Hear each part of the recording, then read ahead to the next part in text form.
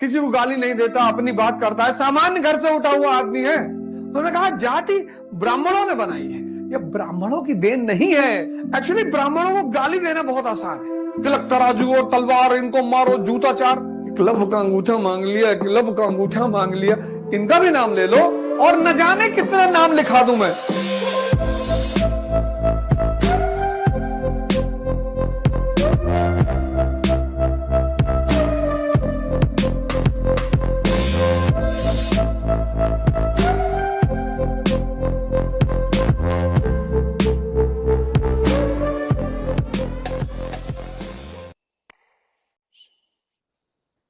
Cast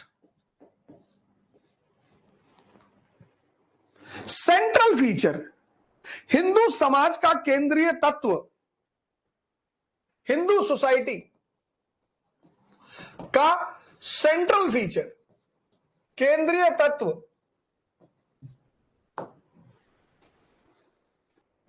cast central feature. अब कुछ कहने की जरूरत नहीं है, हिंदू समाज का केंद्रीय तत्व, यानी सब कुछ निर्धारित होगा जाति से। सब कुछ मतलब खाना, विवाह,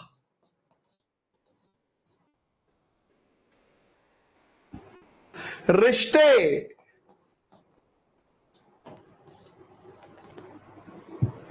एटसेट्रा, सब कुछ इसी से निर्धारित होगा। इसमें सबसे ज्यादा किसकी भूमिका होगी? ब्राह्मणों की। ब्राह्मणम उच्चतम स्तर पर।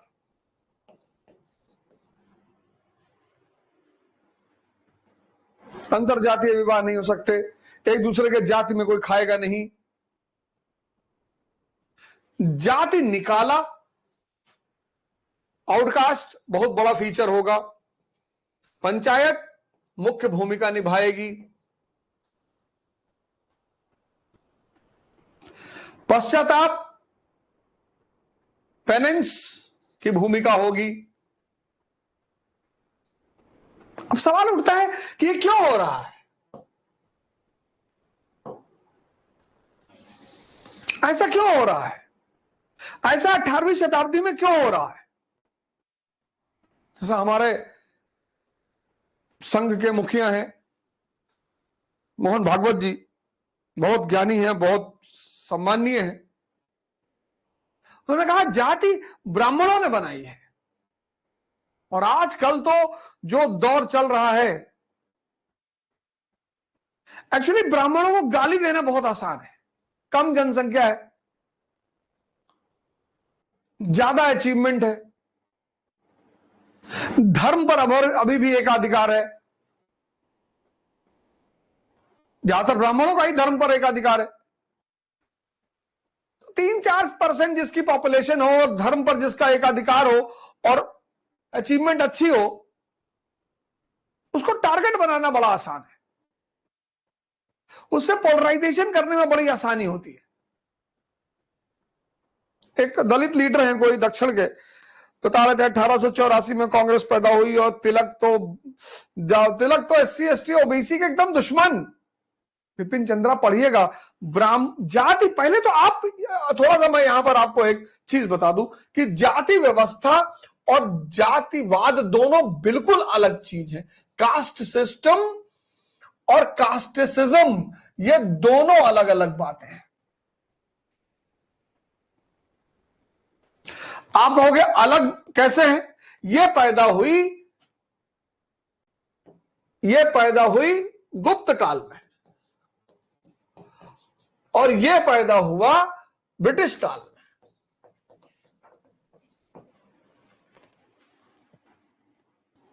ये गुप्त काल में, ब्रिटिश काल में। जाति व्यवस्था बड़ी जरूरी चीज, ब्राह्मणों ने नहीं बनाई। जाति व्यवस्था, caste system, necessity is the mother of invention. आवश्यकता आविष्कार की जननी है। देख लो, ये देखो, ये वैदिक पीरियड, बुद्ध काल, मौर्य काल, मौर्योत्तर, पोस्ट मौर्य, गुप्त period, post Gupta, Rajput period. यह मुद्रा अर्थव्यवस्था का काल है, मनी इकोनॉमी का काल है, पैसा है यहां, मनी इकोनॉमी। ये फ्यूडलिज्म का काल है, सामंतवाद। यहां से मुद्रा अर्थव्यवस्था का पतन शुरू हो रहा है। यहां पे मुद्रा अर्थव्यवस्था है ही नहीं। तो जब मुद्रा अर्थव्यवस्था यहां है ही नहीं, तो कार्य के बदले में सर्विस चार्ज कैसे दोगे? सेवा के बदले में सर्विस चार्ज। अब यहां अगर तुम्हें रिक्शा वाला एक जगह से दूसरी जगह ले जा रहा है, पैसा चलन में है ही नहीं, कैसे पेमेंट करोगे? ये देखो, ये तब यहां पे ये जो सामंतवाद का काल है, यहां पे क्या हुआ? अब ये गांव है, मान लो प्रयागराज एक गांव है। प्रयागराज सामंतवाद के काल में प्रयागराज एक गांव है, गांव। और यहां पे एक्स है, वाई है, जेड है, ए है। ये एक्स जो है ये कारपेंटर है, वाई जो है ये पॉटर है, जेड जो है ये बार्बर है, और ए जो है ये वीवर है। ये चारों इस गांव में रहते हैं, प्रयागराज गांव में, और ये अपनी सेवा दे रहे हैं, गांव को सेवा दे रहे हैं। अब ये अगर इस काल में सेवा दे रहे हैं तो इनको सेवा के बदले पैसा मिलेगा, क्योंकि इस काल में पैसा चल रहा है। लेकिन अगर ये इस काल में सेवा दे रहे हैं, पैसा है ही नहीं इस काल में, तो जब पैसा है ही नहीं तो सेवा के बदले क्या मिलेगा? सेवा का बदले मिलेगा शेयर। किसमें? गांव के उत्पादन में। तुम देखो, आज भी तुम्हारे घर में शादी वादी जब होती है ना, तो ये लोग आते हैं कि भैया जजमानी, इस व्यवस्था को कहा गया जजमानी व्यवस्था, जजमानी सिस्टम। जजमानी सिस्टम, इसको कहा गया जजमानी सिस्टम। यह सामंतवाद की देन है, यह ब्राह्मणों की देन नहीं है। ये देखो, ये इस काल में, ये देखो इस काल में, ये डायग्राम देख लो, इस काल में यहां तो कहा गया जजमानी। इसी ने आत्मनिर्भर गांवों को जन्म दिया, सेल्फ सफिशिएंट विलेज। लेकिन 2024 का चुनाव है और ब्राह्मणों पे हमला करके सबसे ज्यादा पोलराइजेशन किया जा सकता है। तिलक तराजू और तलवार, इनको मारो, जूता चार। और फिर जब सत्ता में आ गए तो कह देंगे हाथी नहीं गणेश है, ब्रह्मा विष्णु महेश है। सभी करते हैं, आप देखो खोल के। हाँ मनुवादी, अरे कौन मनुवादी की चल रही है? SC/ST एक्ट लग जाएगा तुरंत। हमारे एक स्टूडेंट ने वीडियो बनाया, उसने कहा कि ब्राह्मणों को दान, मंदिर को अनुदान और मनुवादी को मतदान। ये देखो, ये पतंजलि ईश्वर को मानते ही नहीं। पतंजलि नास्तिक हैं।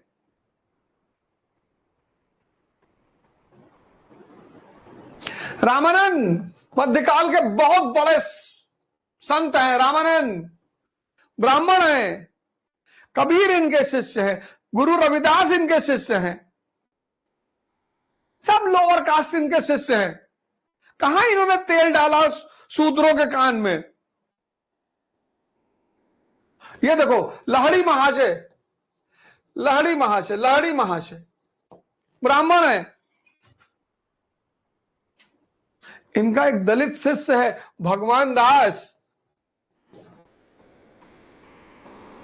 उसको अपने बगल गद्दी पर बिठाते हैं। चेक कर लो ये सब, कहां इसके कान में तेल सीसा डाला खोलता हुआ। परमहंस रामकृष्ण परमहंस, रामकृष्ण परमहंस इनके शिष्य हैं रसिक, अछूत हैं, उनके घर में जाके झाड़ू लगाते हैं, पता कर लो। ये ईश्वर चंद्र विद्यासागर, ईश्वर चंद्र विद्यासागर सरकारी नौकरी छोड़ के संस्कृत विद्यालय खोल रहे हैं दलितों के लिए। एनसीईआरटी में पढ़ लेना विपिन चंद्रा की। ये दयानंद सरस्वती, दयानंद सरस्वती ब्राह्मण है, कितनी बार इनके ऊपर बम फेंका गया।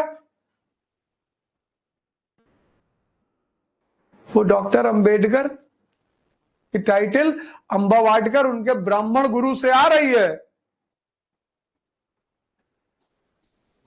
पाखंड का विरोध करो, अंधविश्वास का विरोध करो।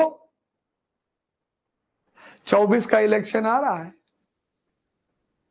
और जैसे इलेक्शन खत्म होगा सब बंद। ये देखो, ये सब ब्राह्मण नहीं है।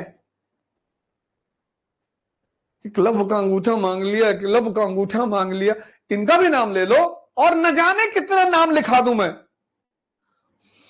चंद्रशेखर आजाद कह रहे हैं कि हम ब्राह्मणों के लिए लड़ेंगे भैया, हमको ब्राह्मणों के लिए देश बनाना है भैया। अब हर तरह के लोग हर समाज में हैं। इतनी नफरत तो नहीं फैलनी चाहिए ना देश में। तो अब देखो जातिवाद जो है, अब जातिवाद, जातिवाद, जाति व्यवस्था, यह है जाति व्यवस्था। समझ लो आज ये क्यों पैदा हुई। कम से कम तुम लोग तो पढ़े लिखे हो यार, मतलब तुम्हारे हाथ में देश है। बाकी तो खैर जो मन में आए करो, हमें क्या लेना देना है, हम कौन सा वो कर रहे हैं। आजकल के लीडरों में एक आदमी मुझे बहुत पसंद आता है, वह चंद्रशेखर रावण। स्पष्टता है उस आदमी में, किसी को गाली नहीं देता, अपनी बात करता है, सामान्य घर से उठा हुआ आदमी है। कहता मेरी मां चारा काट के लाती थी, मेरे पिताजी स्कूल टीचर थे। टीचर शिक्षक का बेटा है। स्पष्टता है, ठीक है हक की लड़ाई लड़ेगा आदमी तो कुछ ना कुछ तो ताव दिखाएगा ही, लेकिन स्पष्टता है। और हम तो भगवान से कहेंगे चंद्रशेखर रावण को ही पहला दलित प्रधानमंत्री बना दो, और फिर चंद्रशेखर रावण से मैं पर्सनली जाके कहूंगा कि भैया जातिवाद खत्म कर दो यार, ऑफिशियली खत्म कर दो, कानून बना के खत्म कर दो कि ये दोबारा अपना सर ना उठा पाए। पर व्यक्तिगत तौर पर उन्होंने कहा है कि एक दिन आएगा जब हम लाल किले पे झंडा फहराएंगे। मैं भगवान से प्रार्थना कर रहा हूं कि वो फहराए झंडा चंद्रशेखर रावण जी, और हमारी इस अपील को जब वो सुने प्रधानमंत्री बनने के बाद, तो इसको खत्म कर दे जातिवाद, कि ये भस्मासुर हमेशा के लिए खत्म हो जाए।